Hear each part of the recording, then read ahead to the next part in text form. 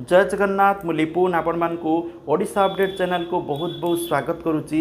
आज गोटे समस्त बहुत बड़ इनफॉरमेशन रही। तो आपण माने समस्ते जानिथिबे बीजेपी सरकार को आसीबा पूर्व घोषणा करथिला जे भत्ता मिलिबो केते ना 3000 टंका मिलिबो। आ जो मानकर 80 रु 85 वर्ष सेमानकु 3500 टंका भत्ता मिलिबो।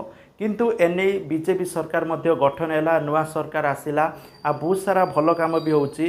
किंतु भत्ता को नहीं कौन प्रकार वर्तमान सुधा अनाउंसमेंट वर्तमान सुधा हैनी जे भत्ता 3000 टंका केबे मिलिबो।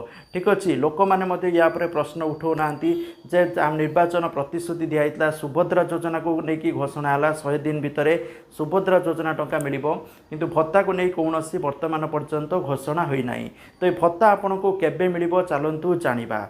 ता पूर्व चैनल को सब्सक्राइब करी पाखर थिबा ऑल बेल आइकन को दबाई दियंतु, कारण जहाँ भी लेटेस्ट इनफॉरमेशन रहिबा आपण माने सर्वप्रथमे पाई परिबे।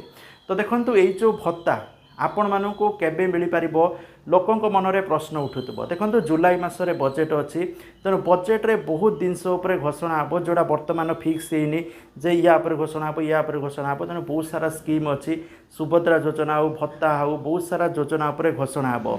तो जदि भत्ता पई घोषणा होउची ताले आगामी दिन में बा जुलाई मासरे जदि घोषणा होची जे भत्ता पाई अधिका टंका ताले आपण माने भाबी परिबे जे आगामी दिन में आपण मानकु 3000 टंका भत्ता मिलिबो बोली। जदि घोषणा न होची ताले एबे मे बी ए स्कीम लागू हेबनी, हुए तो आगामी वर्ष मे बी आपण मानकु भत्ता मिली पारे बोली आशा करा जाउची। तो जहा कि दिला अपडेट, तो वीडियो को शेयर करिवे, लाइक करिवे।